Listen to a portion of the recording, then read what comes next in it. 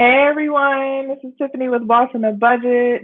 If you don't know me, I help new and small nonprofits get up and running. Sorry that I joined a little bit late, had a little technical difficulty, but if you are joining me or you're watching this later after I streamed it, thank you for watching me. Please share this video with someone who needs grant opportunities or just someone who just needs help starting their nonprofit. So before I get started, I'm just going to share my grants worksheet. So if you're looking for a way to find grant opportunities for free and you don't want to spend money on a database or on a search service, try out my grants worksheet. I just dropped it in the comments and I'm going to show it on the screen. This will help you go through like a list of questions to find grant opportunities. Once you download it, you will then be added to my mailing list and I send grant opportunities every single week. So what I'm going to do today is just to share, sorry, y'all, I was running up the steps to get here. I'm just going to share some 3 grant opportunities that I actually shared with my mailing list last week. So what I do is I give it a couple of days, and then when I stream live, I share the opportunities, I walk through them, I ask questions for people who are joining me live. And now I'm also going to answer one grant question for each live that I do at the end after I share opportunities. So let's get into it. The focus of this week was again on homeless and housing grants. So I asked my group, I asked my mailing list, what do you want me to focus on? What do you want me to talk about? And there was a request to do homeless and housing grants. Now, I will say that most grant opportunities that you're going to find are not just going to focus on one thing. So a lot of times what I found, homelessness and housing was kind of in the category of a lot of different things. So these grants actually fund a lot more than just homelessness and housing. And I'm going to break that down today. So this first opportunity actually this funder doesn't have a website. So what I'm linking actually is their tax form. And so here's a little tip for you. When you're looking for information from a funder, you can actually go into their tax form and find information that you can't find online. So let me just explain what this funder is. First of all, the name of this funder is the Blue Scope Foundation. So from what I could tell, the Blue Scope Foundation does not have a website, but they fund a lot of different things. And so this is what they fund. 3 main categories: community needs, education, and culture. Okay. Within community needs, they fund the United Way in their area, which is like a membership organization for nonprofits. They fund minority assistance, whatever that means, including job training. That's just like an old school term, so I'm kind of surprised to see that. They fund youth programs, hospitals and health, human services, including emergency relief services, and they fund neighborhoods and housing. So there you go. I caught on to this because it talks about housing. So the first category is community needs. The second category is education. So they provide scholarships for children of Blue Scope employees. They provide support to colleges and universities, educational programs, minority assistance, marketable career skills for youth, and then also matching gifts. So they fund areas like that in terms of education. And then their last category is culture. So they fund arts organizations, minority assistance, and actually matching gifts. So when I sent this out to my list last week, I didn't have a link to a website, so I actually sent the 990 form. The form that I sent has 38 pages, right? But within those pages is like a gold mine. So it's all the information you need about the type of organizations they're looking for and what they're willing to fund. So under each of those categories that I just listed, they provide like a brief summary of what they're looking for. So I just would advise you to kind of look through that form and start on page, this doesn't have a page. It's in statement 11 and It's hard for me to see the page in the PDF, but I think it's around page 20. So, and you'll find all of the categories of the grants that they fund. So I'm going to kind of go through the process for applying for a grant because they also lay out what the procedure is. So if you want to apply for funding from them, their initial contact, their request is that it be a letter, an email, or a phone inquiry addressed to the foundation director, and they want you to describe the need, the purpose, and the general activities of what you're requesting. So what they're going to do is use that as kind of their first test to see whether or not they're going to fund you or not. And then after it meets their requirements, they may gather additional information if they're interested. So these are some of the things you should be prepared to report. First, they want your 501c3 letter. They want a clear statement of purpose that reveals that you're in the public interest. So an explanation of basically your mission and kind of explaining your public purpose, your charitable purpose. They want to make sure that you're consistent with whatever you do is consistent with your mission and what you say you do. Okay. They want you to provide names and addresses of an active and responsive governing body, which is your board. Basically, they want to see a list of your board members. They want you to maintain ethical publicity and promotion of the program that excludes exaggerated or misleading claims. So they basically want you to be real about what you do. Don't add any fluff, but add the real information about your true impact. They want you to practice fund solicitation policies, which prohibit the payment of commission or other compensation based on the total funds raised or undue pressures. So I'm just going to stop right here and answer this because this is a question that I get a lot from people who are new and they're looking for grant writers. And one of the questions that I get all the time is, can I pay a grant writer out of the grant? Or why can't I just pay them a commission from what they win? And there are a bunch of problems with that. I actually did a YouTube video on this. But the first reason why you wouldn't want to do this is clearly talked about in this application. Some funders do not allow it. They absolutely will not allow you to use their money for commission purposes because they want that money to be used probably directly for the program. So that's number one. Number two, the reason why you don't want to do that is because you're setting up the precedent that the ability for you to get funded or the reason why you're funded is because of the skill of the grant writer. And that's only one piece of it. Okay, so there are no guarantees in the grant writing world. You can have a perfect proposal and still get rejected. So the fact that you kind of hinge success on whether or not the proposal gets through, some of those things are not in the control of the grant writer. So you're putting unnecessary pressure on a person who can't control some things. So there are some things like what your reputation is, or do you even have a good program? Do you have positive outcomes from your program that a grant writer cannot impact? They have nothing to do with that. They can only write it up in a certain way. And yes, if they do a good job at explaining the program, that helps. But it's also, what is your relationship with the funder? What is your ability to convince the funder outside of an application that you're the right applicant for their funding? There's so many things that go into grant writing, and when you reduce it to a commission, that means that the grant writer only gets paid based on their effort, and it's so much more than their effort that wins a grant. So I hope that makes sense.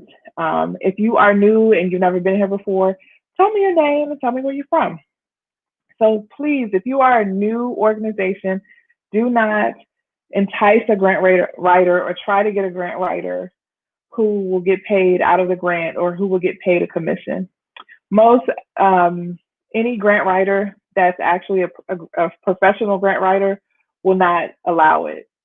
But some people who are new and just getting exposed to the field may allow it because they just don't know, or maybe they just don't care. But it is against the ethics of a lot of associations, including the Association of Fundraising Professionals, to take a commission on funds that you raise. So just keep that in mind as you kind of go and try to figure out how you're going to pay for a grant writer. Okay. So I'm just going to keep going through the Blue Scope Foundation's 990 tax form so that you can see what it takes to fund or what it takes to submit a grant application to them. They also want you to provide names of donors to the organization So people who give $1,000 or more and the amounts you receive from each of them in the preceding year. So they want to see where you're getting other funding from. That's what they're getting at. They want to see who else is supporting the organization and who else has sway, but also, are you able to sustain this program beyond what they're able to provide? They want to see evidence of effective program management and reasonable fundraising expenses. So the way you show that is through your financial statement. You can do that through a statement from your board or from your treasurer. You can do that from a statement from an auditor or a financial review that you've gone through. So this is how you can give confidence that you actually have controls in place, just to make sure that you're doing everything on the up and up.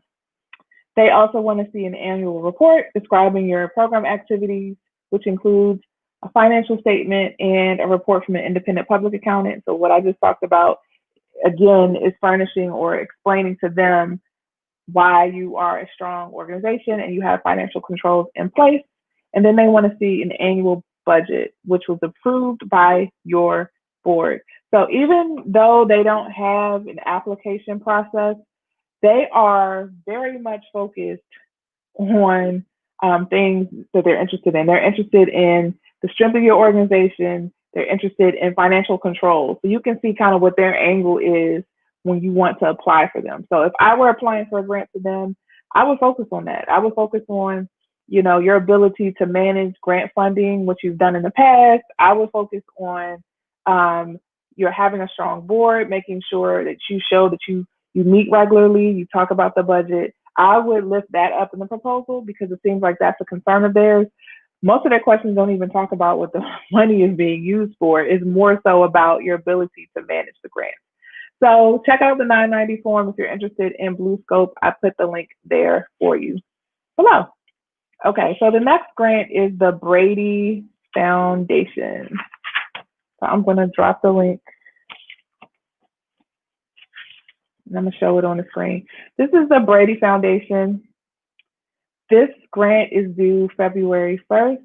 As most of these grants, they only fund nonprofits in areas where they have a presence for their company or they have some kind of business in a particular area, or they have some kind of office or something like that, or a large employee base in a particular area. So it's important before you kind of go after these grants to see if you actually are eligible and actually can apply. So they have particular funding guidelines. They focus around 3 areas. Leadership. This is very similar to what the Blue Scope Foundation has. So they focus on leadership, strengthening communities, and educational programming.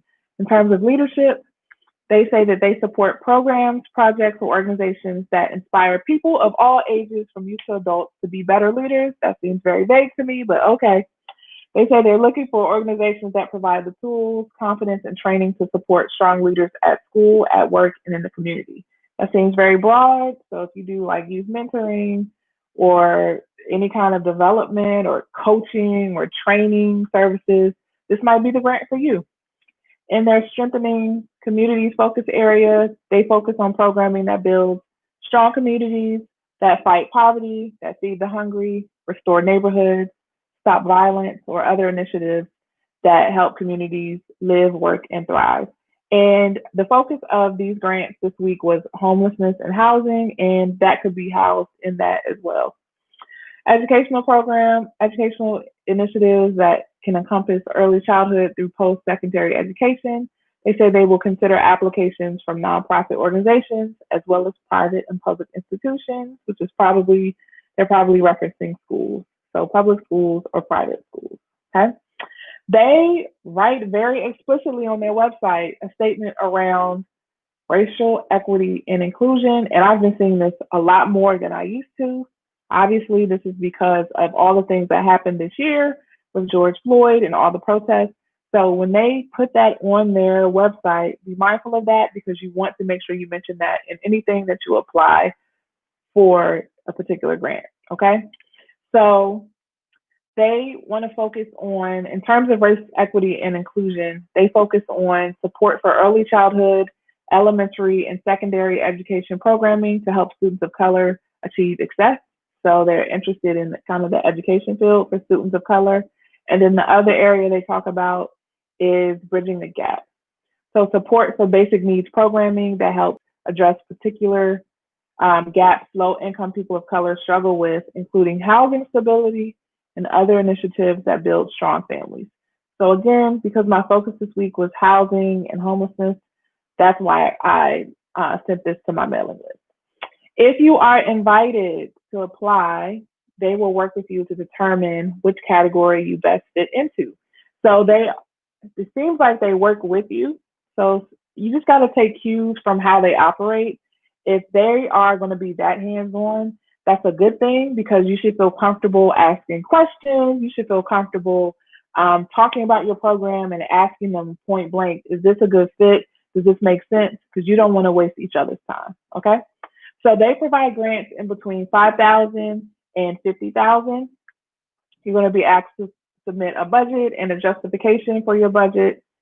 And they put a note here that make sure your administrative costs align with best practices set forth by Charity Navigator and the triple B, what is that? The Better Business Bureau, Wise Giving Alliance. So Charity Navigator is a website that kind of monitors the performance of nonprofits. And there's a lot of talk around making sure that your admin costs are not excessive so that most of the cost of your program goes toward actual program. Now, there's a lot of chatter about whether or not that's appropriate because nonprofits still need admin costs to survive. But whether or not you believe your admin costs should be higher or lower, the fact is the funder believes that it should be balanced. So if that's what the funder wants, you need to consider whether or not that will weigh on your ability to win the grant. Okay? So they, in their website, and the link that I put for you, they list all the different locations where they're located and where they will fund.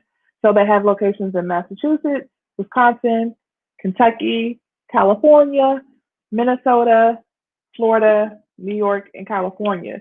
Now, these are specific areas, so it's not the whole state. It's the cities and the areas surrounding them. So I invite you to check them out, but at least if you're in those states, see if you apply or if you're eligible. So they accept grants throughout the year and they review them quarterly. So the next application date is February the 1st, and they will notify you approximately 1 month after it's done. Okay? So the process for applying is you basically send an email, you do a brief description, no more than 200 words of your organization and the work you're trying to do and how you want it to be funded by them.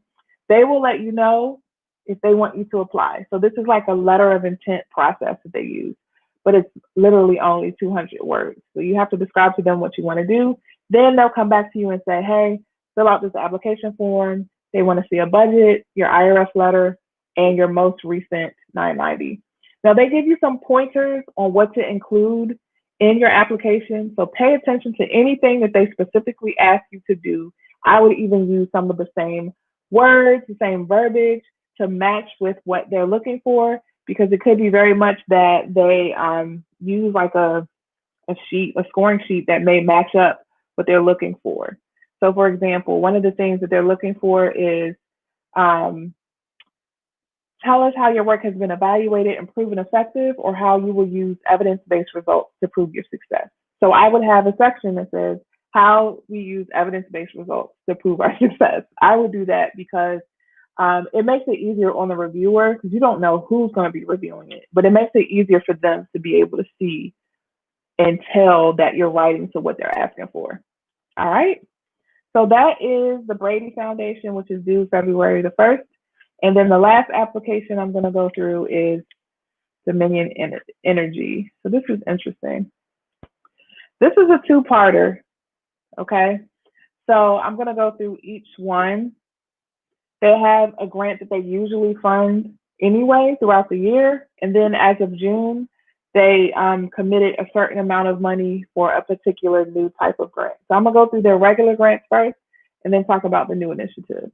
So the Dominion Energy Charitable Foundation, they have 4 focus areas: human needs, environmental stewardship, education, and community vitality. So human needs is all around food security, housing and shelter, and access to basic medical and health care. Environmental stewardship is grants to protect natural resources and those that help nonprofits make efficient use of energy. Your education grants are around developing the capacity of the future workforce, especially in STEM and energy fields, which makes sense because they are an energy company. That makes a whole lot of sense.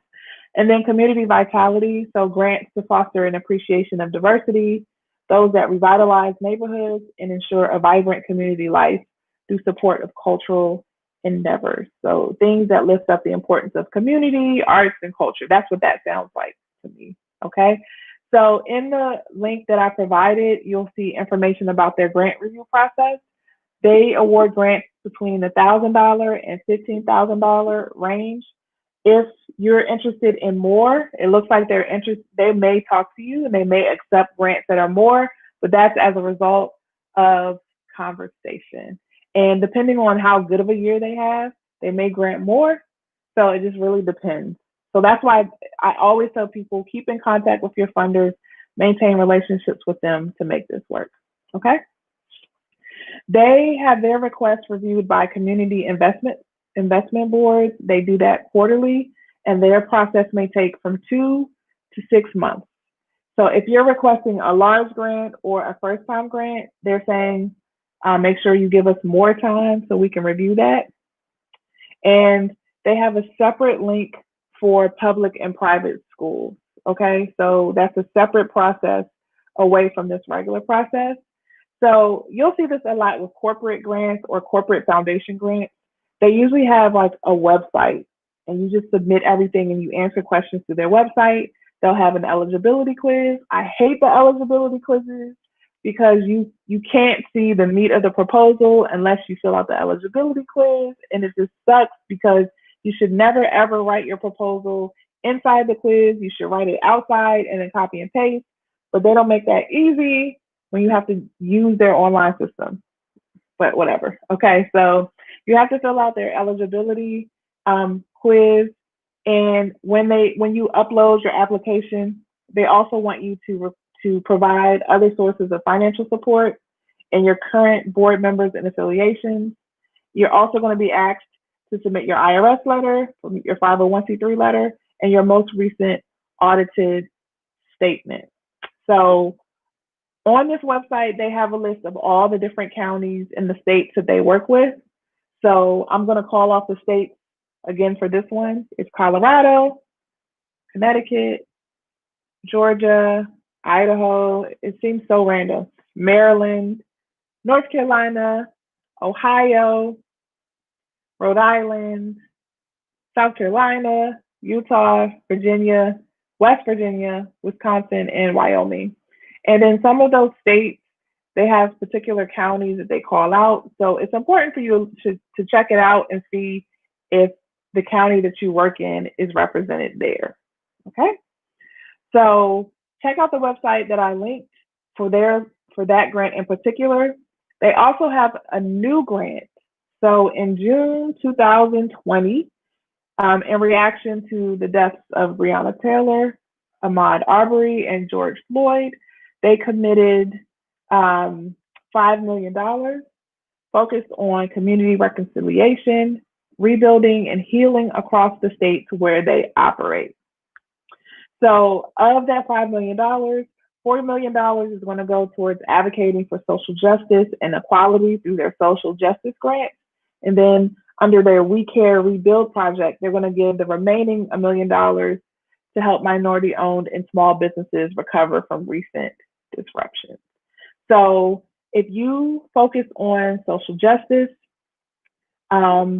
particularly around advancing social justice, promoting equity of opportunity, and fostering diversity and inclusiveness, this is the grant for you. They have two types of grants. So they have a leadership grant, and that is awarded to national or regional organizations. So those bigger organizations that have a history of accomplishment of advancing the cause of social justice, equity, and inclusion. You have to have a proven track record and have had some kind of impact on a large scale.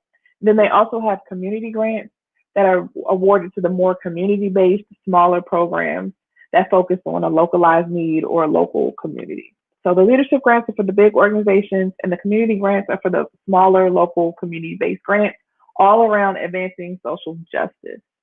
So the leadership grants will range up in size to $500,000, and then the community grants range from $5,000 to $25,000.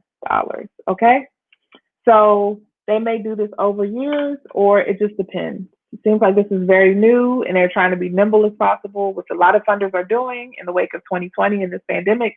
So you just got to watch this space. There is no deadline, and they accept applications on a rolling basis. And honestly, there are not a whole lot of, especially national and regional organizations, doing this kind of work. And if people are doing it, a lot of them are just now turning to it. There are definitely some nonprofits who've been working in this space, but it's not a huge space. So this is one for those organizations that have been doing this for a while and have have had some kind of impact in their community. All right, those were all the grant opportunities for the night. I wish you the best in applying for them. I said that I was going to answer one grant question every time I go live. So I'm going to answer one question before I sign off. And so the question is, how do you find out more information about funders when information is not readily available? And I kind of gave you the hint already in the beginning of this when I presented the first opportunity. But the best place to find out information about a funder when they don't have a website and you don't know much about them is their 990 tax form. So the tax form that they submit every year is very similar to what we do personally. So we have like the 1040 tax form. Well, funders, so that's foundations and even nonprofits, have their own tax form they have to submit every year, and that's called the 990. That 990 form shows all of their information. It shows all the information about who their board members are, who their highest paid staff are, what are their investments, who are their consultants. And it also provides information about who they funded and how much they gave. And they give a little blurb about what they gave for, like what was the project. So that is valuable information because it helps you see, am I like that organization? Are we very similar in scope and size and what we focus on? If they're likely to fund these people, then they may be likely to fund me. And that is valuable information to help you figure out whether or not it's worth it to pursue a grant application or a grant award. The other thing about 990s, which is so great, is when they don't have a website and you don't know how to submit or how to ask for money, they have to put that in the 990 form as well. So they can be as detailed as they want or as simple as they want, but they will provide, and the funders will provide the information you need in terms of what you need to provide to them to submit. So they'll have a contact person for who you need to contact to submit your application to, and they also will write out what you need to put in that application. All of that can be found in their 990 tax form, which is a public document that anybody can look up on any nonprofit and any foundation. And all you got to do is go to the 990 Finder that is sponsored by candid.org. So all you got to do is go to Google 990 Finder, a search engine will come up, and you can search the name of the funder, and you can even search by like year, and you'll find the information that you need. But you can also go on places like GuideStar to find that information as well. So there's your tip for the week. That's how you find out more information about funders. Thank you for watching me. If you're watching me after I've gone live, I look forward to seeing you guys next week. If you'd like to get on my mailing list to hear about these grant opportunities earlier than when I talk about it on Tuesdays, then make sure that you sign up for my grants worksheet and you'll be added to the list. So have an awesome night and see you next week.